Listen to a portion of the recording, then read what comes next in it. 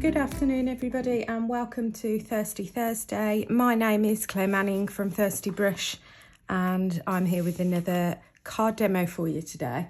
Well, actually it's a kind of 3-in-1, so a bit longer than normal, but some techniques that you've been asking me about on social media and some products that you've been asking me about on social media and how to use them, and I thought I'll give you a couple of ideas because you end up with lots of extra bits when you make the first card that I had in mind. So I thought, let's see if we can make the others, the waste, if you like, it into cards as well. So just before I get started, I hope you're well and staying safe and warm. It's getting lovely and spring-like at the moment. So hopefully, and lots of good news about coming out of lockdown slowly. Oops, I'm just getting the things I'm using. So good news all round. Let's stay super positive. So today I'm going to use the sold out bubble stencil that was on Create and Craft last week, and a few of you asked, excuse me a second just while I make sure I'm right in the middle of the frame. A few of you asked, we've got lots of new people to Thirsty Brush, new people on the group, new crafters. And a few of you asked about ink blending with this beautiful card that Leanne did that I showed on the show last week. So I thought we'd talk about ink blending a little bit as well today. So we'll, yes, do this 3-stage or 3-colour ink blending. But I thought it gives us a chance to just talk about inks in general as well as I'm doing that. So we'll have bits left over from that. But mainly the 3-in-1 part comes from the alphabet, the Thirsty Brush alphabet, that gives you a kind of 3-in-1 just with one pass of your die cutting machine. So we'll come back to that in a bit, but let's do the ink blending and this lovely stencil first. So Leanne has, oops, excuse me for knocking you. Leanne has used these beautiful colours. So I've been having a look through my stash to see what colours I've got that are similar. So I need like a yellow, a purple and a pinky kind of red, I would think. I've got a purple there.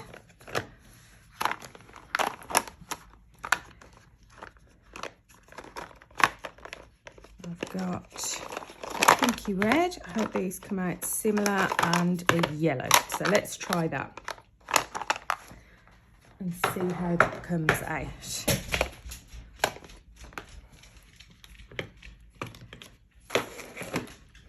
So just pop this out of the way, and I'm going to hold down my piece of card with some low tap tape just to make sure it doesn't shift anywhere while I'm ink blending. It's really handy to do that while you're doing stenciling because, sorry again. Oh, hello horse. Have you woken up? Come to say hi. Say hi to everybody.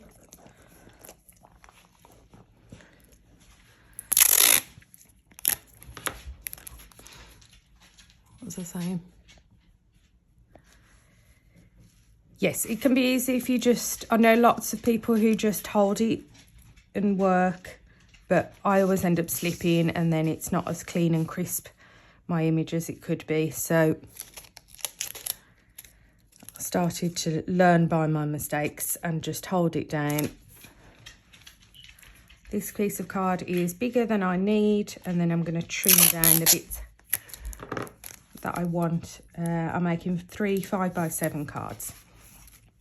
So these are 7-inch stencils, which is really cool. So let's put that roughly in the middle. And again, not only do I hold down my card, I hold down my stencil too.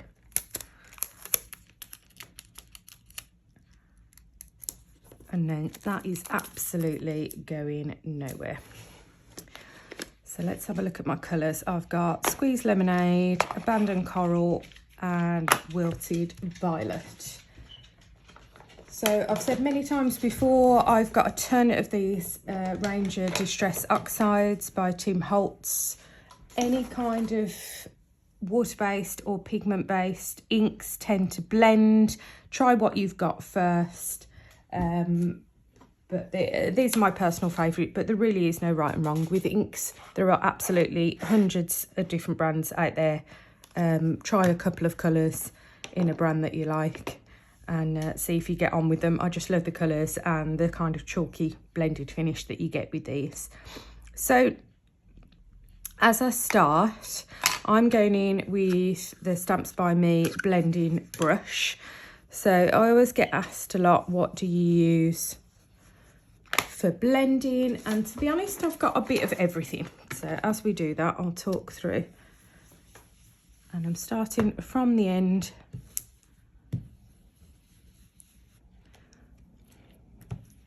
Slightly off. I think I need a little bit more tape on that. It's still moving slightly on the top.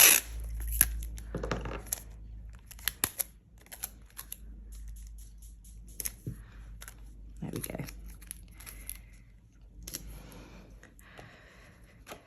So large areas, and when I want a super smooth finish, I find these blending brushes. The flat one from Tony at Stamps by Me is absolutely perfect.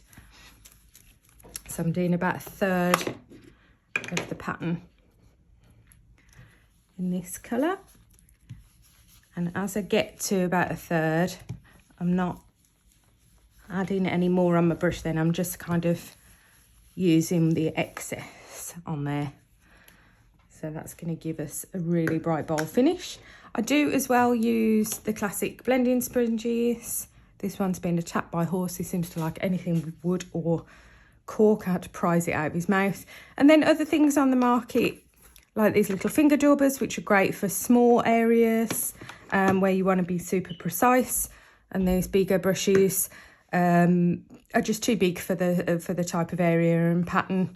And it's too difficult to kind of mask off with low tape where you want to go, so they can be really precise.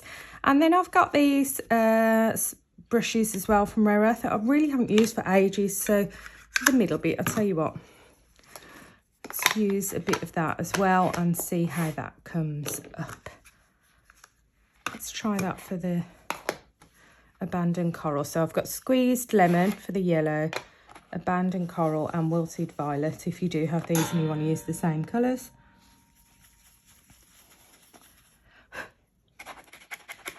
See, I don't think that's as smooth.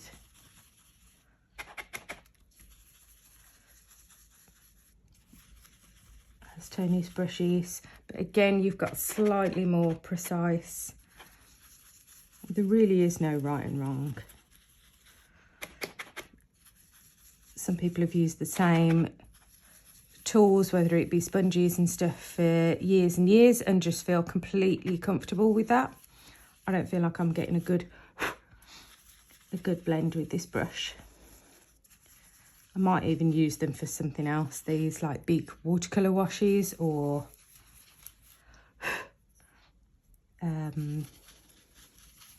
mixed media or something, but I think there's a reason I haven't used those for a while. Let's try and brighten that up with a sponge a little bit. I guess these sponges are kind of really handy. They're quite small. You can go in circles, but you just have to be careful to start off your page, because otherwise you can get that kind of circles look. I know we're doing a circle pattern here, but you know that where you start it and you get this little edge. One thing I always do is go back over with the lightest one where I've done the blend, where they meet, to make sure I've got the most seamless blend I can. So personally, I always start lightest to darkest. And let's go in. I do normally have a bit of paper look for excess, but you really don't get much with these flat brushes. They're kind of self-cleaning, and that's far less than you would get excess on a sponge. Look, they really do kind of absorb in. So let's go now with the purple. This is a really vibrant colour combo that Leanne's done here, so I'm glad I've got a chance to have a go.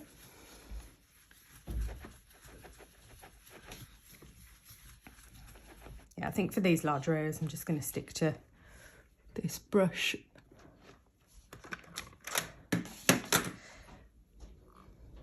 Might get a bit more excess of this purple. Yeah, because it's more vibrant. So that's the excess off. I'm just going to go back in like I did with the yellow into the pinky orange and do the same and just go over the blend.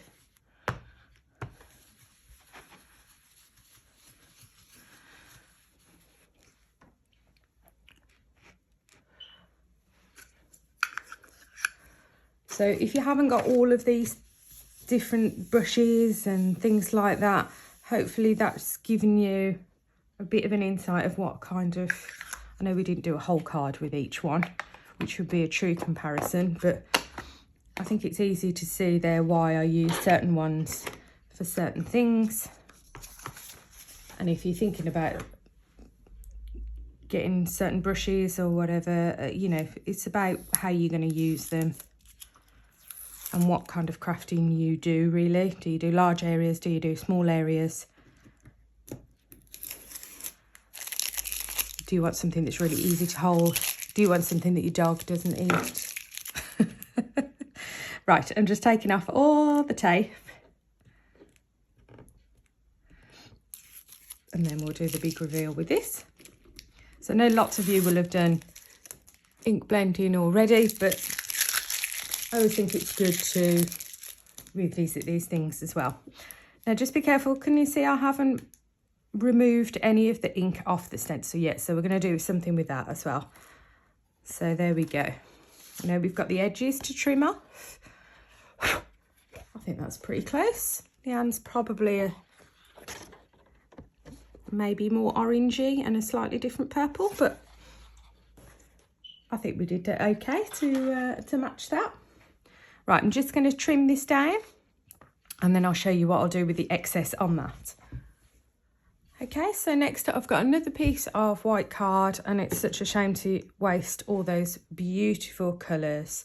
So I'm going to pop another piece of white card on there to soak that up. But to do that, this is going to give more of a watercolour look. I've got a little water spray. I'm going to pretty liberally drench that. You can do it either way. Some people put the card on top of the stencil, some people put the stencil on top of the card. It really doesn't matter. But it gives you a great way to not waste all of that beautiful coloured ink.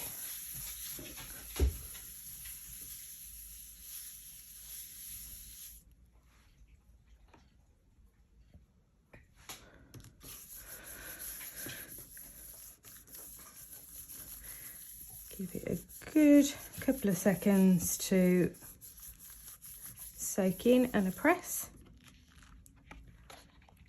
And then you've got a really nice subtle watercolour-y look on that one as well.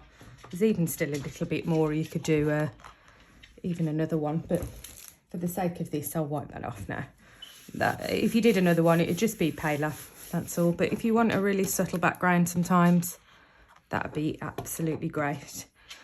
So I'm just going to leave that to dry and then chop that one down as well. The previous one I chopped down to just the right size for my 5x7 card. And then we're going to start looking at the dies, the word dies. So just clear that down and then we'll get going with that.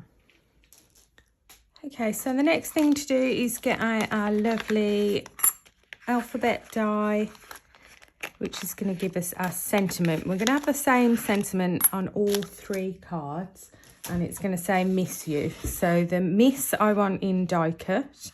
Obviously you only get one of each letter, so I'll show you how to solve that issue. So what I want it to do is go slap bang pretty much through the middle of this pattern here and take it out. So to make it easier, let's tape together the word as far as we can, obviously without the extra S. So I'm using the grid on my mat to line them up and some low tap tape to hold them in place. And then it's going to cut out in one big chunk.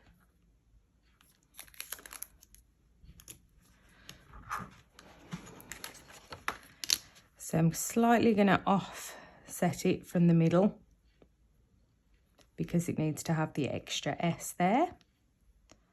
I think that's pretty much in the right place.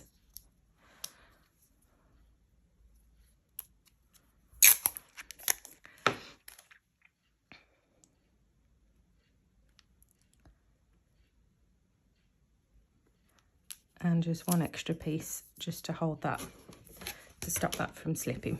I think that's pretty straight. I don't know, we'll see.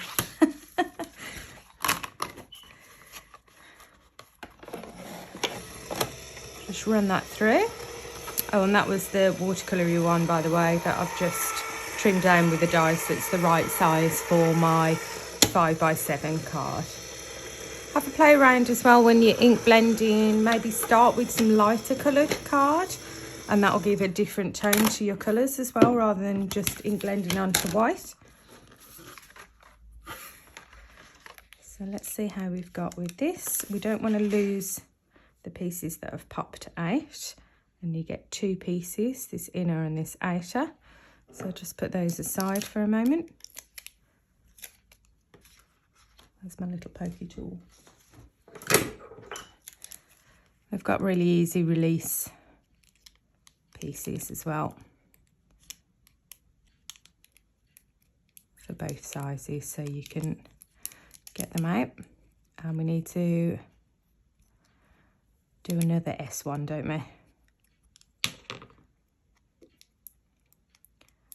So this is probably the trickiest bit, lining up this S now, because we need two of the same letter. But if you're thinking about words where it's only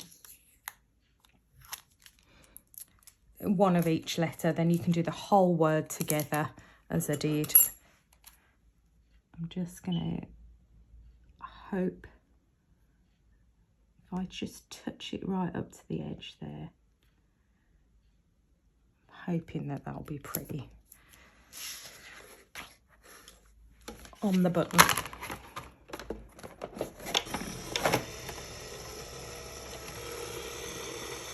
And then these are the excess bits that we've got. So we've got an M, an S, an I in the boulder, and they've got this cool pattern on them now because they've been taken out of the stencil background. And then you've got the thinner one, so we'll make use of absolutely all of them this time.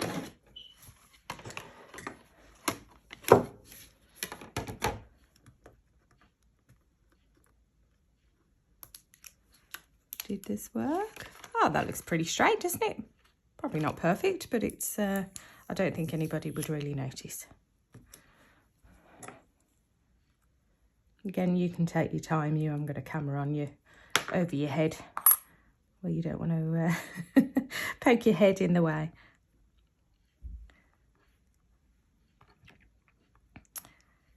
Lovely.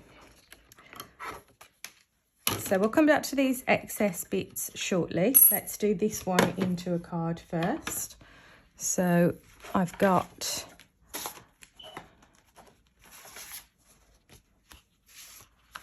a card blank, 5x7, and a piece of navy card that is going to sit behind here and just make that sentiment pop out even more. So I'm just going to glue this navy piece onto the card blank,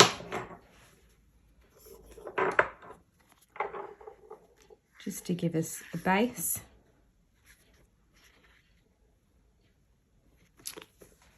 Not much left of this glue. I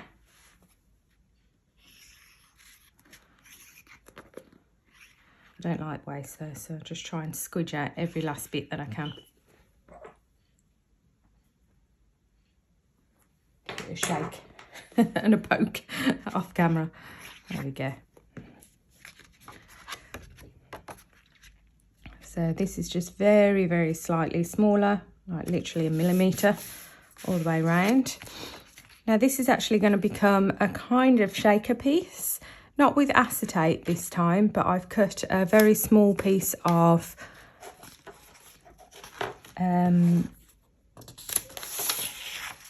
what's it called? Vellum. And that's going to give a shaker piece that we can put sequins behind, but a more of a frosted look than an acetate, but you use whatever you fancy. To be honest, I've done this, the sequins I've got to hand right now, don't 100%. I've got these lovely kind of thirsty brush mint ones, but they don't really go with the colours, so I'm hoping it kind of mutes them down a little bit. So it's a bit sneaky, to be honest. And I just need to grab some foam to hold the sequins. Right, so some foam tape here. I'm going to put some along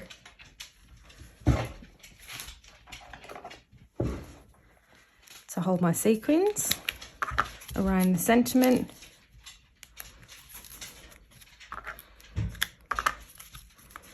Doesn't need to be perfect, it just needs to contain those sequins, so as make sure it's absolutely touching, or even overlapping a tiny bit, so those sequins don't escape. And then I've got some normal foam pads, or you could use more tape just for around the edge, so the whole thing is raised evenly. Oh gosh, these are very sticky. Look, they're leaving bits on my hand.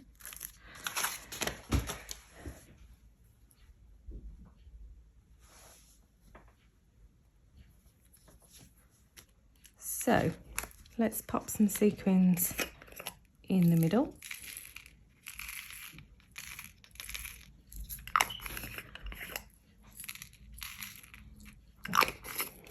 Does anybody else put sequins down and then think, oh, I'll just add a few more? Just make sure they're right in the middle, so they're going to be contained in that piece there. If you want them more visible, like I say, use acetate. But vellum with shaker cards is just a different look, I suppose. Seem to be doing loads with sequins and shaker cards lately.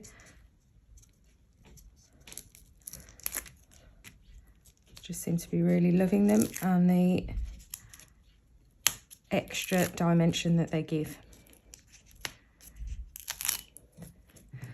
So just removing the liner from this pads and the foam tape that's there as well in the middle. But don't worry, all these workings will be hidden completely.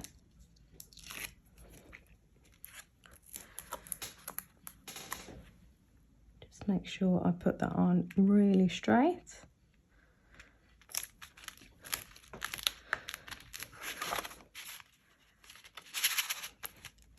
And then we've got, just to finish it off, because we've got the, should be Miss You, I've got a little stamped and heat embossed white on black You sentiment.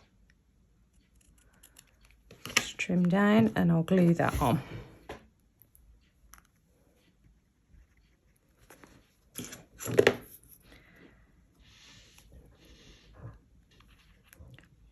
Deciding where to have that.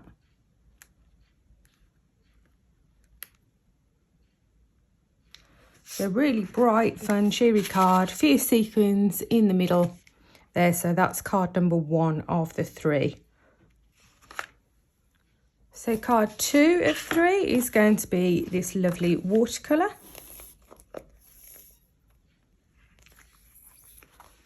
I think that's finally gone. Let's try this next one. Plenty left in this one. So just some wet glue to glue that onto a card blank. Might do this one vertically, I'm not sure yet. And I'm going to use the tiny little thin ones just to make them a little bit more sturdy. I've also cut the miss from some grey card, and I'm just going to glue together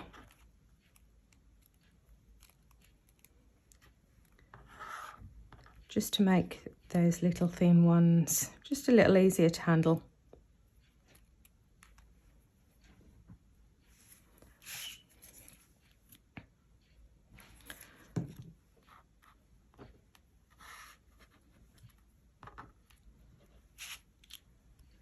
So just dip the top one in some glue, and I'm just going to hold it in my hand and just squidge those together. Now varnish is chipping everywhere. You could do 3 layers if you want. You could do it on black, white. There's no point in doing it really on some inked card because you're going to lose it, but can you see how that just makes it a little bit sturdier and just easy to handle when you're gluing it on? So I'll just do that with the others. Okay, so you can see I've added the extra piece onto there, and again, just so there's no waste, the extra grey pieces I've added onto the other miss for the 3rd card as well. So to bring that together, got another couple of those little U sentiments. So I'm going to put this onto a strip of grey card that's going to sit across. I just thought if I do the pattern on the pattern straight on the card, it might get kind of lost a little bit.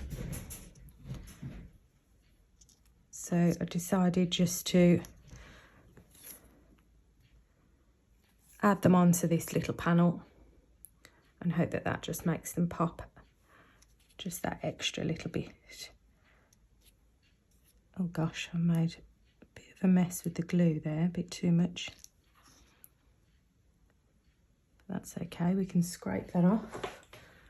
I'll get my little pokey tool. It's going to dry clear anyway. But just scrape off all that squidged bit. That should help neaten it up a little bit.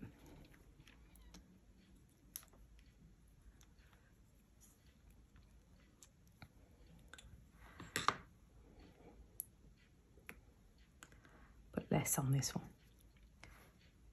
Just take my time, just lining them up pretty close together, but not on top of each other, because I find that's what makes things, when you're doing individual letters, it just look a little bit off, is when they're a little bit too far apart.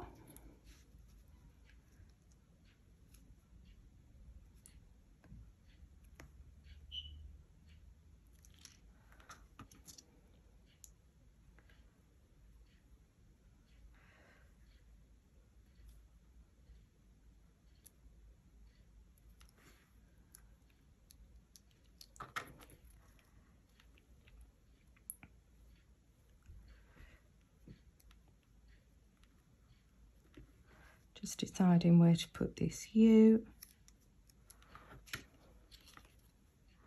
I have it kind of overlapping. Don't ask me why, I'm not sure. I'm just going with it. And no, I'll have it flat, I think. I was going to decide whether to put some foam pads to raise this whole panel up, but no, I'll pop it flat.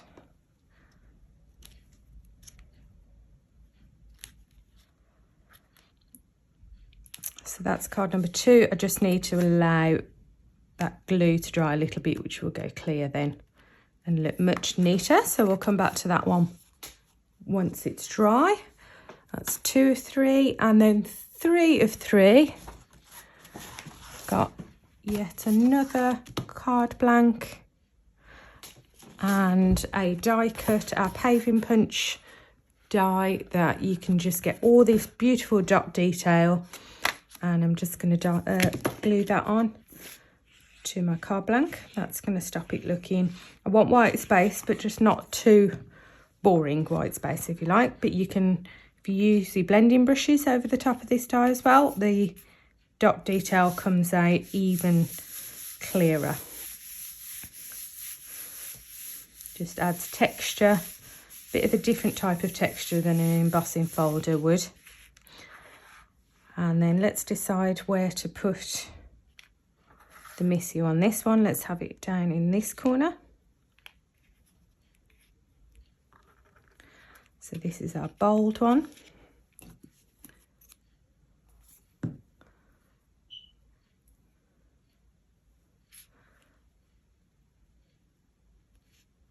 And again, just take your time, get them lined up nicely.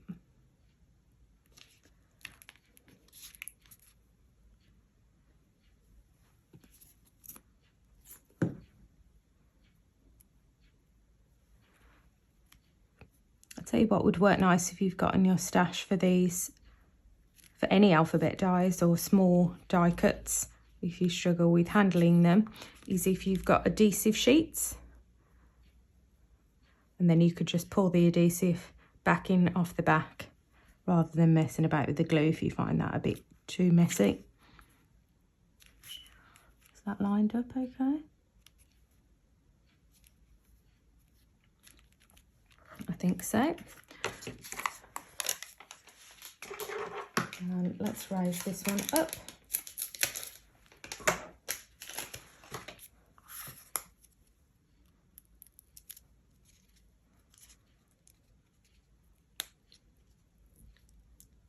And then I'm going to add one final touch just to give them even more dimension on those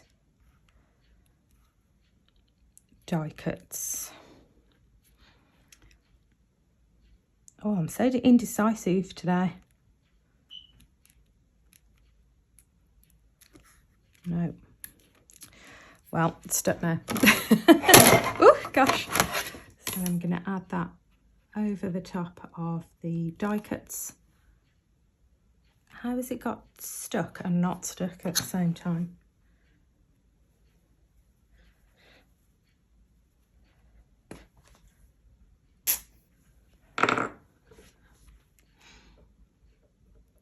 So I'm just tracing around the die cuts, and this is going to give one more dimension and a lovely, lovely shine.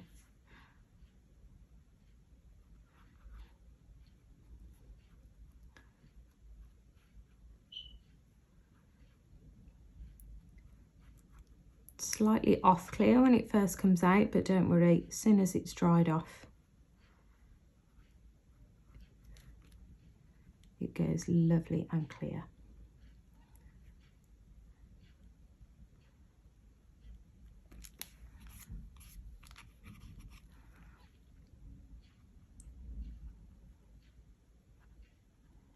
Just trace it round with the tip. And it kind of flattens itself.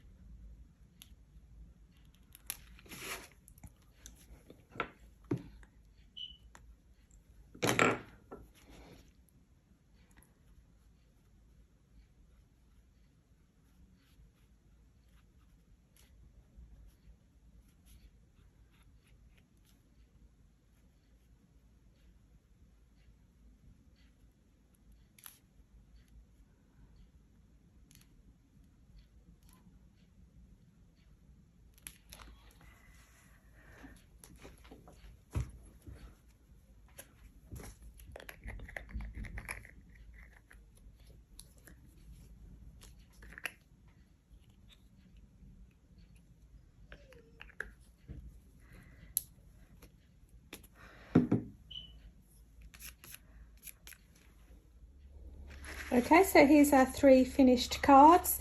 we've got the initial one that we had with ink blending through the stencil and a bit of a vellum shaker in the middle. Then, as to have no waste whatsoever, we used the water, stop it, to get an imprint, a second imprint from the stencil, and then the middle part of these die cut, and then the main part of the alpha die cut I've used with some glossy accents and just made a really clean and simple card on the paving punch background.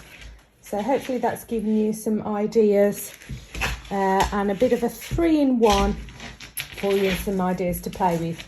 The dog's gone wild, so I'm going to go, and I will see you next time at 1 p.m. on Sunday. Stay safe and stay warm. Bye.